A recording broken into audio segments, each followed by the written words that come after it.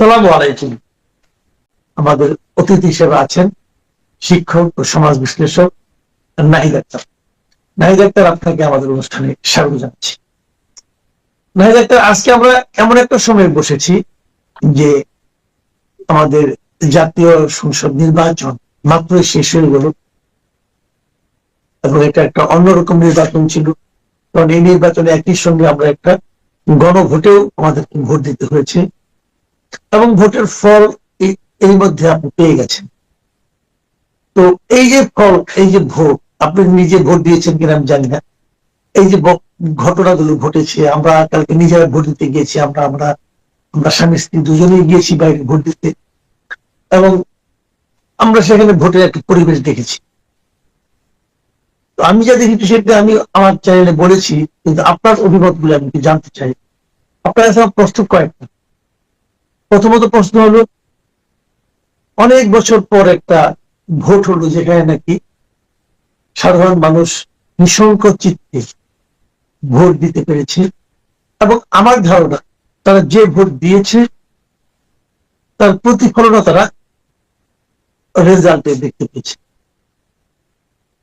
এই যে ঘটনাটা, এই ঘটনাটা আপনার জন্য কতটুকু মানে গুরুত্ব বহন করে, এই ভোট দিতে পারাটা এবং ভোটের রেজাল্ট পাওয়া?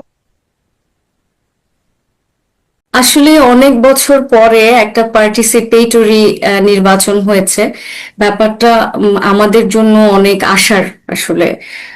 এছাড়া হচ্ছে আমরা দেখেছি এবং শুনেছিও, এই যে মানে কিছুক্ষণ আগে আমার এক ভাবির সাথেও কথা হচ্ছিল যে বিভিন্ন কেন্দ্রে কেন্দ্রে ঘুরে দেখেছে, দেখা হয়েছে যে খুব সুন্দরভাবে সুশৃঙ্খল ভাবে নির্বাচনটা হয়েছে। এরকম নির্বাচন আসলে অনেক বছর হয়নি, এবং আমি খুব একটা দেখিনি যে খুব ডিসস্যাটিসফাইড কোনো আশেপাশের কোনো মানুষের কোনো মন্তব্য কোন একেবারেই মানে ডিসস্যাটিসফ্যাক্টরি দেখিনি। সবাই খুবই স্যাটিসফাইড, এবং এটা হচ্ছে আর কি নির্বাচনের অবস্থা। এছাড়া এক মানে এই নির্বাচনের সব থেকে উল্লেখযোগ্য যে বিষয়টা, যেটা আমার কাছে যুগান্তকারী লেগেছে, ভালো লেগেছে যে সেটাই না, সেটা হচ্ছে আইন শৃঙ্খলা পরিস্থিতির একটা অদ্ভুত নিয়ন্ত্রণ দেখেছি আমরা।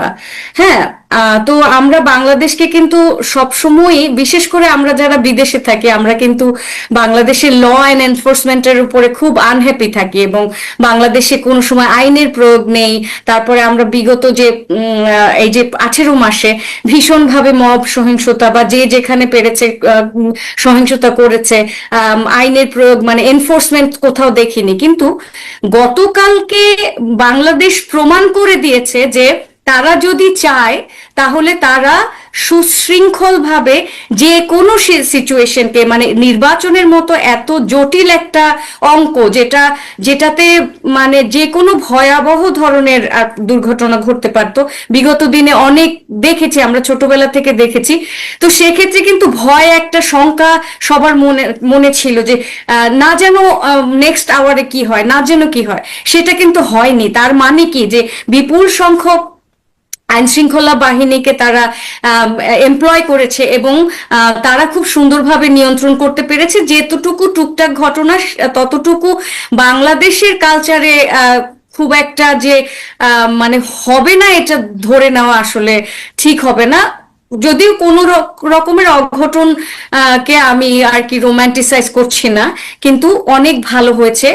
এরপরে যদি আপনি জিজ্ঞেস করেন যে রেজাল্ট কেমন হয়েছে, আমার কাছে মানে বিএনপি যে নিরঙ্কুশ সংখ্যাগরিষ্ঠতা পেয়েছে, এটা কিন্তু আমি এক্সপেক্ট করিনি। আমার মনে হয়েছিল যে জামাত আরো বেশি, বা জামাত বা তার 11 দলীয় জোট আরো বেশি আসন পাবে।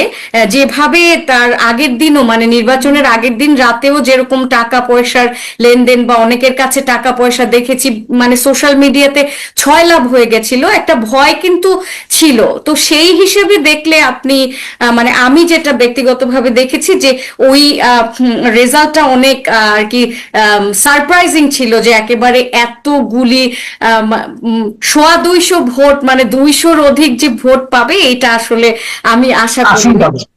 হ্যাঁ, আসন পাবে, হ্যাঁ সরি, আসন পাবে হবে ওটা ওই ওই আশাটা আর কি আমি করিনি যে এতগুলি পেয়ে যাবে, এটা আমি মানে চিন্তা আচ্ছা, করি। এই বেশি আসন পাওয়াটা গণতান্ত্রিক ব্যবস্থায়, মানে এই যে একটা সংখ্যা একক মানে নিরঙ্কুশ সংখ্যাগরিষ্ঠতা জাতীয় সংসদে পাওয়া, এটা কি আপনার জন্য মনে হয় যে আমাদের দেশের গণতন্ত্রের জন্য আগামীতে এটা লাভজনক হবে?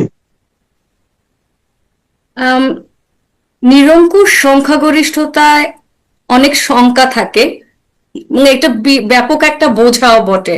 বিএনপির উপরে এক্সপেকটেশন আনলিমিটেড ভাবে বেড়ে যাবে। যেমন বিগত যে সরকার, আমাদের যে এই ইন্টারিম গভর্নমেন্ট ছিল, তারা যখন এসেছিল, একটা সরকারের পতন হয়েছে 17 বছর পরে, তারপরে তাদের উপরে আশা ছিল অসীম, এবং সেটা তারপরেও কিন্তু জনগণ জানতো যে এটা একটা ইন্টারিম সরকার এবং তারা সবকিছু পূরণ করার জন্য আসেনি।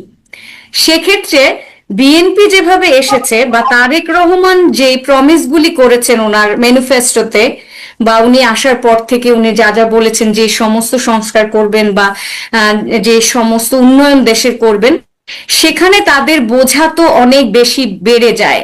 এট দ্য সেম টাইম আপনি দেশের অর্থনীতির অবস্থা তো জানেন, বিপুল পরিমাণে ঋণের বোঝা নিয়ে বা এই সরকার বসবে, বিপুল পরিমাণে ঋণের বোঝা নিয়ে বসবে, ভঙ্গুর একটা অর্থনৈতিক অবস্থা, ভঙ্গুর ইনভেস্টমেন্ট, সব জায়গায় ইনভেস্টমেন্টের তো একেবারে ধ্বংস হয়ে গেছে। তারপরে মানে জব সেক্টরে মারাত্মক ক্রাইসিস আছে, দারিদ্রতা বৃদ্ধি পেয়েছে, আমার কত শতাংশ আমি এই মুহূর্তে ভুলে গেছি, মানে ব্যাপকভাবে বেড়েছে। মানে অর্থনৈতিক টানাপোড়েন, মানুষের ক্রয় ক্ষমতা, সবকিছু যেখানে একেবারে ধ্বংসের মুখে, এরকম একটা ধ্বংসাবশেষের ভেতরে বিপুল সংখ্যক আসন নিয়ে বসা কিন্তু ফার্স্ট অফ অল একটা বোঝা। তারপরে একটা জিনিস আমরা যেটাকে পলিটিক্যালি অ্যানালাইজ করা যায় যে এত পরিমাণে যখন তারা মানে আসন পেয়েছে, তার মানে কি তাদের ফ্যাসিস্ট হয়ে ওঠার কোনো চান্স থাকে কিনা, যেটা বাংলাদেশের সবাই বলা বলি করেছে বিগত দিনে, যে বিএনপি যদি অধিক ভোট পায়, যেটা জামাত বারবার বলেছে যে অধিক ভোট পেলে তারাও ফ্যাসিস্ট হয়ে উঠবে। তো এখন এর মানে কিন্তু এই নয় যে বেশি ভোট পেলেই বা বেশি আসন পেলেই যে জেনুইনলি ফ্যাসিস্ট হয়ে উঠতেই হবে, সেটা সেটা কিন্তু একেবারেই মানে হলফ করে বলাও যায় না। কারণ তারেক রহমান কিন্তু বিগত সরকারের পতন দেখেছেন, একটা ডিকটেটরিয়াল গভর্নমেন্টের পতন হয়েছে। অ্যাট দ্য সেম টাইম তার সামনে বিগত দিনের তাদের 2001 থেকে 2006-এর যে দুর্নাম বদনামের বোঝা, সেটাও তার ঘাড়ে আছে।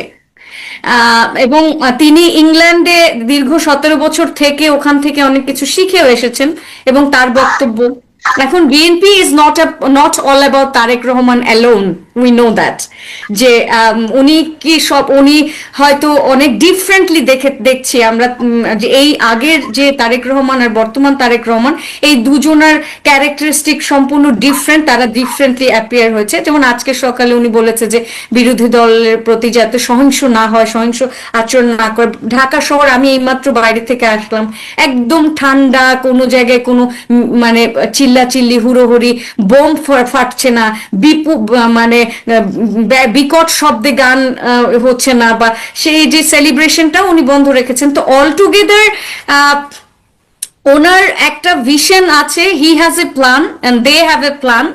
এখন ওনার যে যারা কিনা জয়ী হয়েছেন, এরা তো সবাই মিলে একটা মন্ত্রী পরিষদ গঠন হবে এবং সবাই মিলে পার্লামেন্টে যাবে।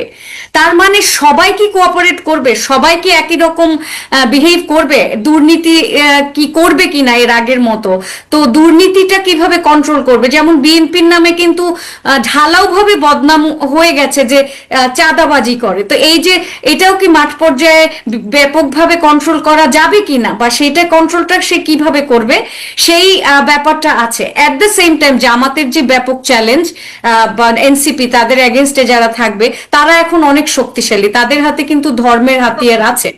তো ওই হাতিয়ারের এগেনস্টে একটা জিনিস আমি বলি যে গত বেশ কয়েকদিন ধরে আমরা দেখছিলাম যে দেশের জন্য প্রধান আলোচনার বিষয় ছিল যে নারীদের বিষয়গুলো ছিল, যে নারীদের কর্মঘণ্টা, নারীদের জীবনযাপন কি হবে, নারীরা কি বাইরে একা বেরোতে পারবে কিনা, নারীদের পর্দার মাত্রাটা কোন পর্যায়ে দাঁড়াবে, এগুলো নিয়ে কিন্তু আলোচনা হচ্ছিল। এবং সে আলোচনা কিছুটা জামাত করছিল, কিছুটা জামাতের যারা বিরোধিতা করে তারাও করছিল। অনেকের মধ্যে, অনেক নারীর মধ্যে এটা নিয়ে আমি উদ্বেগ দেখেছি, উৎকণ্ঠাও দেখেছি। তো আপনার কি মনে হয় যে সেই উদ্বেগ উৎকণ্ঠার কিছুটা হলেও মানে অবসান হয়েছে অথবা কমেছে? আমি একজন নারী হিসেবে বলতে পারি আমার মাথা থেকে একটা বোঝা যেন নেমে গেল। আমার মনে হয়েছিল যে মানে যদি জামাত উইন করে তাহলে জামাত নিজে যতখানি না সহিংস হবে, সাথে সাথে তো সহিংস হওয়া সম্ভব না, বা আসার সাথে সাথে তাদের দ্বারা ফুল রেস্ট্রিকশন দিয়ে দেওয়া সম্ভব না, সবাইকে ধরে ধরে বোরকা হিজাব পরিয়ে দেওয়া সম্ভব না, সময় লাগবে।